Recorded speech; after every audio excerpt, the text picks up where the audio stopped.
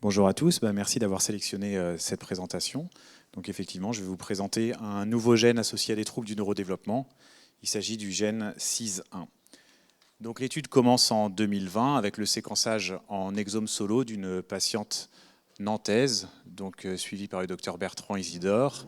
Il s'agit d'une jeune fille née en 2018 et souffrant d'une déficience intellectuelle et d'un retard psychomoteur sévère, d'un retard du langage, d'une épilepsie généralisée, d'une hypotonie. On a étudié donc les gènes du neurodéveloppement et on n'a pas trouvé de variant candidat.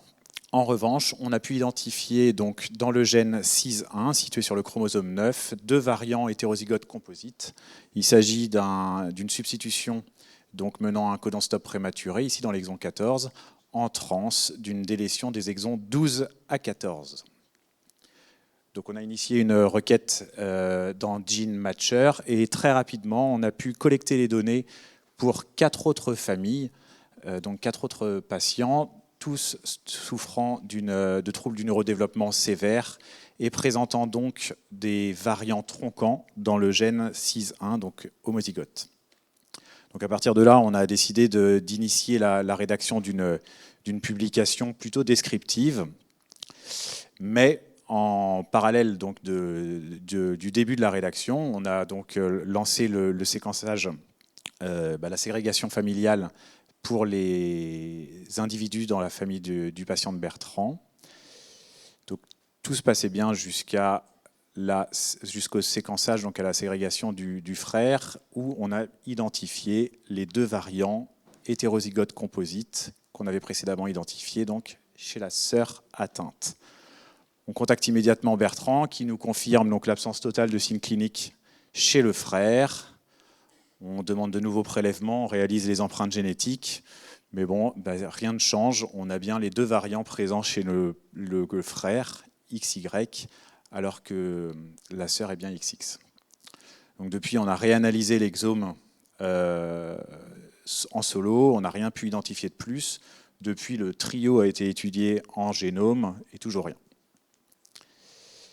Donc la publication a pris un petit coup de frein. Quand on ne sait pas quoi faire à Nantes, on fait du RNA sec désormais. Donc on avait la patiente, on avait un prélèvement pour le frère sain, donc on a décidé de réaliser le RNA sec et puis on avait donc d'étudier le transcrit CIS1 et malheureusement donc on a pu confirmer l'absence totale du transcrit CIS1, que ce soit chez la patiente ou chez le frère sain.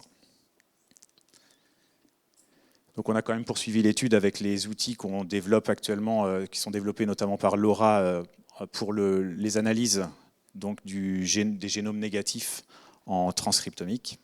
Donc ici je vous présente les résultats d'Outrider pour un cas contrôle. Je vous rappelle que ici donc, on a un volcanoplot, que chaque point correspond à des transcrits, l'expression de gènes, que donc ici en abscisse on a le Z-score, donc plus on va vers la droite, plus on a des gènes surexprimés, plus on va vers la gauche, plus on a des gènes sous-exprimés, et en ordonnée, on a la significativité représentée par la p-value.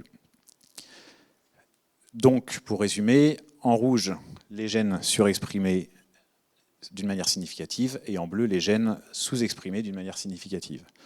Et voici les résultats qu'on a obtenus pour la patiente. Donc c'est des résultats qui nous ont dans un premier temps très étonné, puisqu'on a beaucoup plus de gènes surexprimés que pour nos contrôles. Et ce qu'on peut voir ici, c'est un nombre très important de gènes surexprimés. Tous ceux qui sont notés d'un cercle vert sont des gènes surexprimés sur l'X. Et ici, donc là, je pense j'ai l'impression qu'il y a des experts de l'X dans la salle. Vous pouvez donc identifier 8 gènes qui sont déjà connus comme étant des gènes de déficience intellectuelle liés à l'X. Donc c'est des résultats qu'on n'avait jamais identifiés encore sur d'autres RNA secs. On est revenu sur la fonction de CIS1. Donc CIS1 qui est une protéine qui est étudiée depuis une vingtaine d'années désormais, qui a un rôle dans de nombreux processus biologiques, notamment la réplication de l'ADN, cycle cellulaire, l'apoptose, la régulation transcriptionnelle. Et on était passé à côté d'un rôle qui a été identifié en 2017, c'est que CIS1 participe aussi à l'inactivation du chromosome X. Donc pour résumer très schématiquement, vous savez que dans chaque cellule XX, on va avoir l'inactivation quasi complète d'un X. Que sur ce X inactivé, on va tout de même avoir la transcription d'un ARN non codant qui existe et qui va venir donc tapisser le chromosome inactivé. On va aussi avoir des marques de méthylation répressive qui vont permettre une répression quasi complète des gènes donc situés sur le chromosome X inactif. Et alors, où intervient CIS1 ? Finalement, CIS1 est ici et donc permet la liaison entre l'ARN XIST et la matrice nucléaire, ce qui permet d'avoir donc la localisation de l'X inactif dans un domaine qu'on connaît bien, puisqu'il s'agit du corpuscule de Barr, et donc qui est présent uniquement dans le noyau des cellules XX. Et si on revient sur la table initiale, on a finalement pour l'instant recruté que des patientes donc de sexe féminin. À partir de ces résultats, donc, on a contacté le professeur Edith Heard, qui est directrice générale de l'EMBL actuellement, et qui nous a proposé de réaliser le RNA-FISH donc pour XIST, avec comme objectif donc, de vérifier la localisation de XIST dans les cellules de la patiente par rapport à des contrôles. Donc, on lui a envoyé des fibroblastes de la patiente et d'un contrôle féminin qu'on a fixé préalablement sur lamelle, puis perméabilisé. Donc voici les résultats qu'on a obtenus, que son équipe a obtenus. Donc ici, on voit donc le marquage de XIST, donc qui est très condensé dans les cellules au niveau du corpuscule de Barr.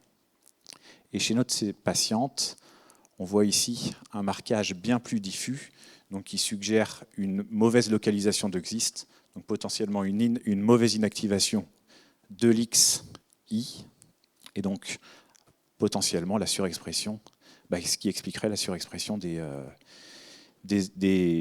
gènes sur l'X. C'est des résultats qui avaient déjà été identifiés donc, sur modèle murin. Ici, donc, en l'absence de CIS1, on a XIST qui est diffus dans le noyau, alors qu'on a une colocalisation quasi parfaite entre XIST et CIS1 dans les cellules sauvages.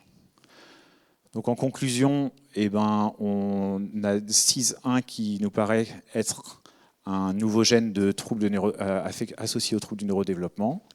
Ce gène donc, a une transmission autosomique récessive, affecte uniquement les femmes. Ça reste bien entendu à confirmer. Donc on est prêt à tout recrutement si vous avez des patientes ou des patients. On poursuit la ségrégation, donc on espère pouvoir faire la ségrégation dans les autres familles qui sont difficiles à obtenir pour l'instant. On va aussi donc poursuivre les études fonctionnelles, notamment toujours en collaboration avec Edith Heard, pour essayer de confirmer le défaut de l'inactivation du chromosome X et essayer de corriger cette inactivation donc, par le biais de la transfection d'un plasmide d'expression CIS1. Donc, je remercie l'ensemble des personnes qui ont travaillé qui travaillent actuellement sur ce projet dans le service de Stéphane Béziot, Laura, Bertrand, Benjamin, Anastasia pour les prélèvements.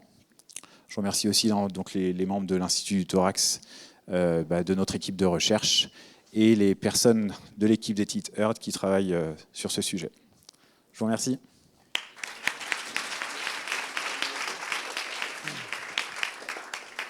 Merci beaucoup. On va avoir le temps pour 2 questions.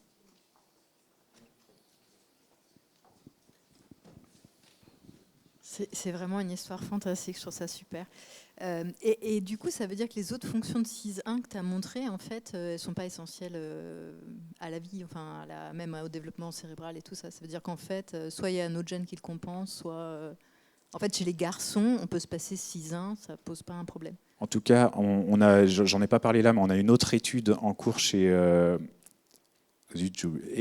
Grant Stewart, qui montre aussi donc, que CIS1 semble affecter la réplication dans les cellules de notre patiente. Après, je ne sais pas si ça a un rôle dans les troubles du neurodéveloppement. En tout cas, ce qui nous paraît évident là en ce moment, c'est que c'est vraiment cette surexpression de certains gènes sur le chromosome X qui affecterait qui serait la cause de la pathologie. Après, on poursuit nos études. CIS1 a aussi été décrit comme un co-régulateur du récepteur aux oestrogènes. Est-ce que cette piste hormonale serait aussi une piste à creuser pour faire que ça touche que les femmes? C'est effectivement une piste à creuser, pour l'instant qu'on n'a pas encore creusé, mais c'est intéressant. Non, par contre, non. Oui, en fait, c'était pour rebondir peut-être sur la question de Christelle. Est-ce que du coup, vous êtes retourné aux garçons de la famille pour voir s'il n'y avait pas autre chose que de l'ADI ou qu'il y aurait d'autres manifestations cliniques plus légères Chez le frère Saint, Ouais. il n'y a vraiment rien. Il n'a rien du tout. Tout va bien. Ok.